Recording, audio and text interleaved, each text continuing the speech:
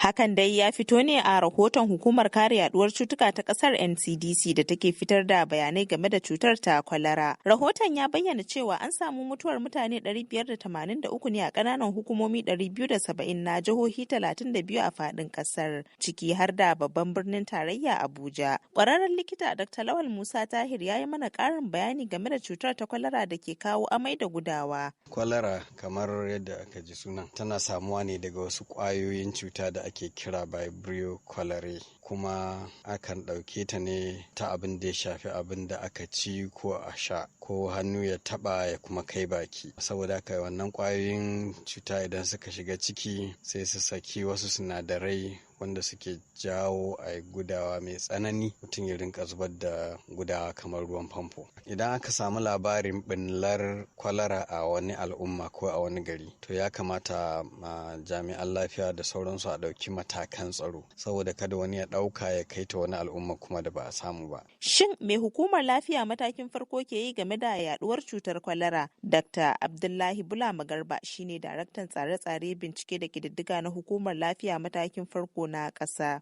Bayan faɗakarwa da muke wa jama'a, wato wayar da kansu da matakan da za su ɗauka da kansu, sannan kuma mukan ba da allurar rigakafi ta kwalara. Rigakafin kwalara ɗin bai zama kamar irin ruwan dare yadda ake ba wa kowane jihohi ba da wani abu bane, saboda yanzu kwalara ɗin bata shiga cikin layin wanda za a tabbatar da cewa shi rigakafin nan yana ba da cikakkiyar kariya kamar da sauran rigakafi da ake yi ba, amma yana taimakawa wajen kare kwalara ɗin. Babban aikin yana bangaren wato jiha, a local government da kuma jama'a su karan kansu, saboda ita kwalara cuta ce wanda take mu'amala da kasanta. Duk inda kika ji kwalara ta bullo, to lalle akwai kazanta a wannan waje wanda zai kawo cuɗanya tsakanin abin da ya fito daga dubura zuwa abin da ya shiga baki. Dr. Bulama ya kuma ba da shawara da a dawo da 'yan duba gari domin tabbatar da tsafta, wanda hakan ka iya rage yaduwar cututtuka tsakanin jama'a. Shi yasa ma yanzu muke kira da gwamnatin jihohi da ƙananan hukumomi cewa ya kamata su dawo da wannan shiri na duba gari da ake cewa sanitary da Hausa, wanda kuma a turanci ake cewa sanitary inspectors. To a gaskiya aikin su yana da kyau, kuma lokaci yayi da ya kamata lalle a dawo da wannan mutane kuma a ba su dama su yi aikin su, dan za su taimaka wajen tabbatar da cewa